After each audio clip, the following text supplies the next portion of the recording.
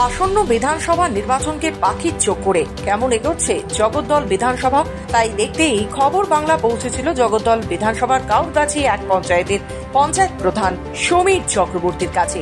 পঞ্চায়েত প্রধানের হাত ধরেই এলাকা জুড়ে একাধিক উন্নয়ন, যথেষ্ট সুনামও হয়েছে এলাকার। আসুন শুনে নি কি বললেন পঞ্চায়েত প্রধান সমীর চক্রবর্তী। আপনারা দেখছেন খবর বাংলা, আমি পল্লব ঘোষ। এই মুহূর্তে আমি বসে আছি কাউগাছি এক পঞ্চায়েত, জগদ্দল বিধানসভার অন্তর্গত কাউগাছি এক পঞ্চায়েত। এই ব্যারাকপুর লোকসভার অত্যন্ত গুরুত্বপূর্ণ পঞ্চায়েত এই কাউগাছি এক পঞ্চায়েত। কারণ অনেকেই বলেন এই জগদ্দল বিধানসভার নীতি নির্ধারক ঠিক করে নাকি এই পঞ্চায়েত থেকেই। আর এই পঞ্চায়েতের প্রধান যিনি সমীর চক্রবর্তী, একদম সাদামাটা। সেই সমীর চক্রবর্তীর সাথে আজ আমরা সরাসরি কথা বলতে এসেছি এলাকার সার্বিক উন্নয়ন, অনুন্নয়ন বা কি বাকি আছে, বা কোথায় আটকাতে হচ্ছে, বা বিরোধী শক্তি কতটা স্ট্রং এই পঞ্চায়েতে, সেসব নিয়ে কথা বলবো আমরা সমীর চক্রবর্তী, কাউগাছি এক পঞ্চায়েতের প্রধান। নমস্কার।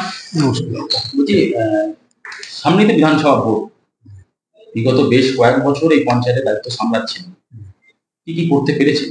না, আমরা পঞ্চায়েতে ক্ষমতা দখল করার পর, মানে আমি ক্ষমতা পাওয়ার পর বা দায়িত্ব পাওয়ার পর, আমরা একটা মাস্টার প্ল্যান তৈরি করেছি কাউগাছি এক গ্রাম পঞ্চায়েতের।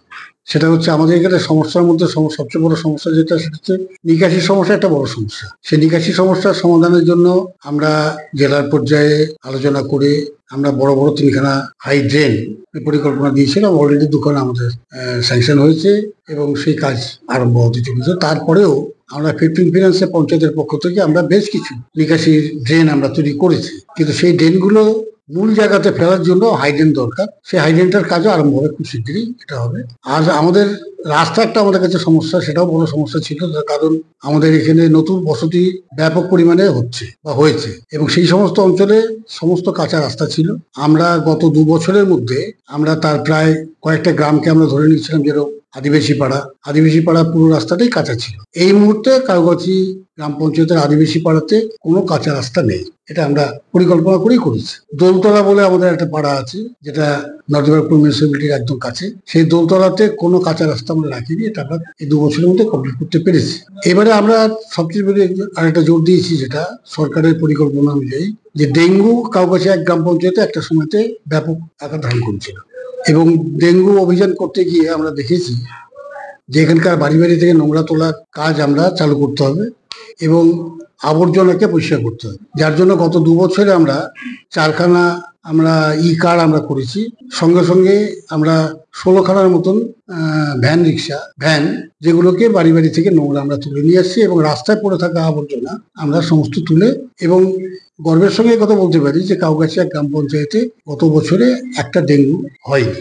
তৃতীয় ব্যাপার যেটা আমরা চিন্তা করি বা আমাদের যেটা সমস্যা হয়, যে আমাদের এখানে শহর লাগোয়া পঞ্চায়েত হওয়াতে এখানকার মানুষের চাহিদা অনুযায়ী আমরা যে বরাদ্দ পাই, সে বরাদ্দে সে করা সম্ভব হয় না, এবং কেন্দ্রীয় বরাদ্দ যেটা আসে তার যা বাঁধন থাকে, আমরা স্বাধীনভাবে কাজ করতে পারি না এলাকার মানুষের চাহিদা অনুযায়ী। তাই আমরা নিজস্ব আয় বাড়াবার জন্য আমরা কতগুলো পরিকল্পনা গ্রহণ করেছি। তার মধ্যে থেকে আমরা যেটা করতে পেরেছি, এই মুহূর্তে কিছুদিনের মধ্যে উদ্বোধন হবে আমরা কমিউনিটি সেন্টার। আমাদের যে বিদ্যুৎ গাঙ্গুলি ভবন ছিল, সেটা ভগ্ন অবস্থায় পড়েছিল, সেটা সংস্কার করে সেখান থেকে আমাদের আয় বাড়ানোর ব্যবস্থা আমরা করেছি। সঙ্গে সঙ্গে আমাদের যে জলের ঘর আছে, সেই জলের ঘরে আমাদের আমরা একটা বড় শেড করেছি, প্রায় 130 ফুট বাই 50 ফুটের একটা শেড করেছি। সেখানে বিয়ে বাড়িতে ভাড়া দেওয়া যায়, মিটিং করা যায়, কমিউনিটি হলের মতন সেটাও।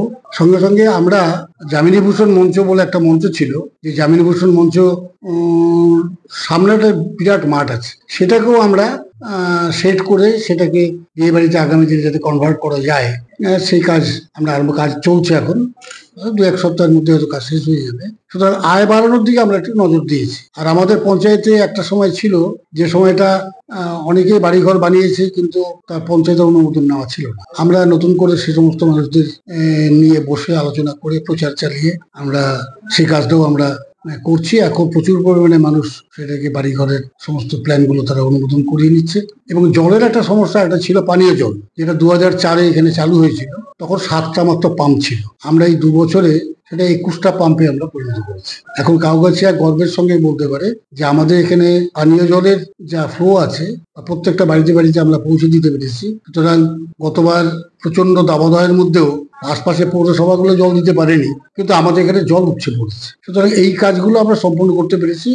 আমাদের এই মধ্যে আমরা আবার জেলাকে কিছু কাজ দিয়েছি, সেটা হচ্ছে আগামী এই আর্থিক বর্ষেই আমরা আরো অন্ততপক্ষে 18 থেকে 20খানা পাকা রাস্তার কাজ আমরা করতে পারবো।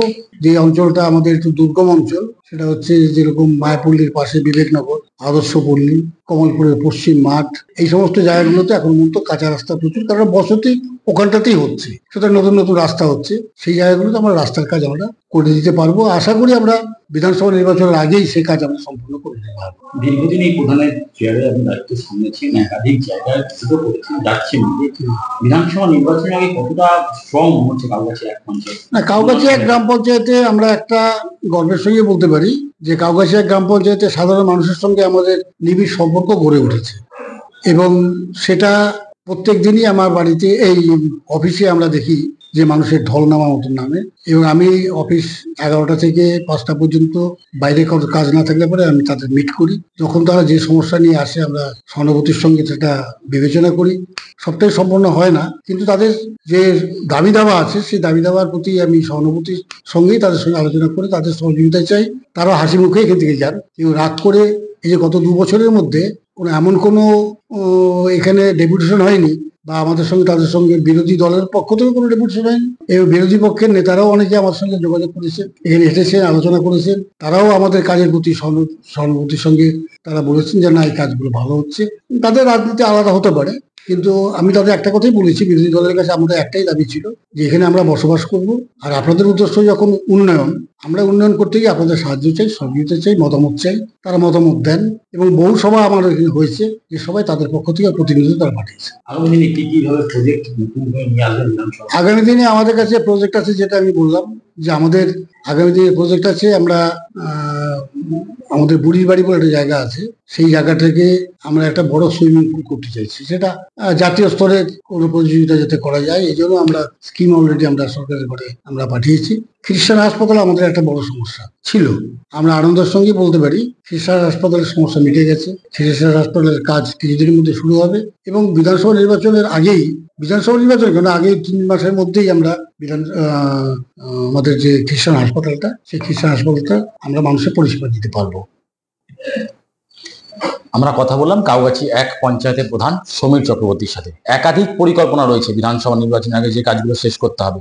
বলা যায় প্রধানের চেয়ারে বসে টার্গেট শেষ সম্পূর্ণ করাই একমাত্র লক্ষ্য কাউগাছি এক পঞ্চায়েত প্রধানের।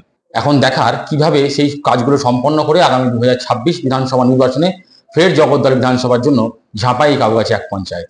পল্লব ঘোষ, শ্যামনগর, খবর বাংলা।